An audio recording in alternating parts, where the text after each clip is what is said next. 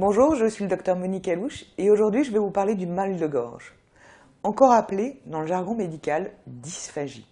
La dysphagie est une gêne à la progression des aliments dans la région rétrosternale. C'est une gêne ou un blocage de la progression de ces aliments. Vous en connaissez certainement une des causes connues très fréquemment, l'angine, lorsqu'elle s'accompagne de fièvre.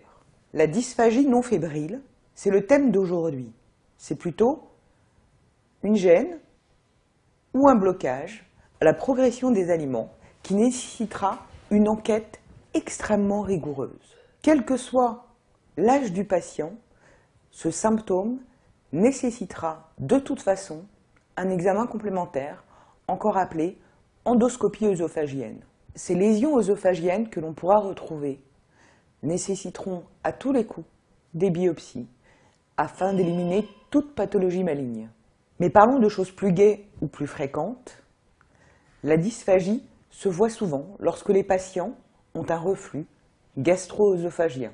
Ce reflux entraîne typiquement une œsophagite, une inflammation de l'œsophage, avec ou sans sténose, c'est-à-dire avec ou sans diminution du diamètre de l'œsophage. Il existe aussi parfois des œsophagites infectieuses. Cela se voit très fréquemment chez les patients immunodéprimés, c'est-à-dire les patients dont les défenses immunitaires sont basses.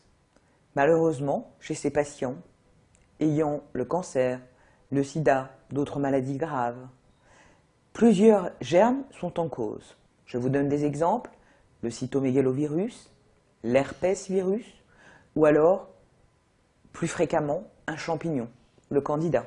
Il faut donc se rappeler que toute dysphagie non fébrile, donc mal de gorge non fébrile, nécessite une consultation chez un médecin, un examen complémentaire, une endoscopie œsophagienne, afin de porter le diagnostic.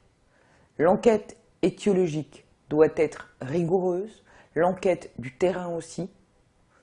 Tout cela doit être fait par le médecin. En conclusion, la dysphagie nécessite une consultation, un examen complémentaire. J'ai omis volontairement de vous parler de tous les dysfonctionnements mécaniques de l'œsophage. Peut-être que nous l'aborderons dans un autre thème, comme nous en abordons régulièrement, par exemple, la sinusite. À bientôt!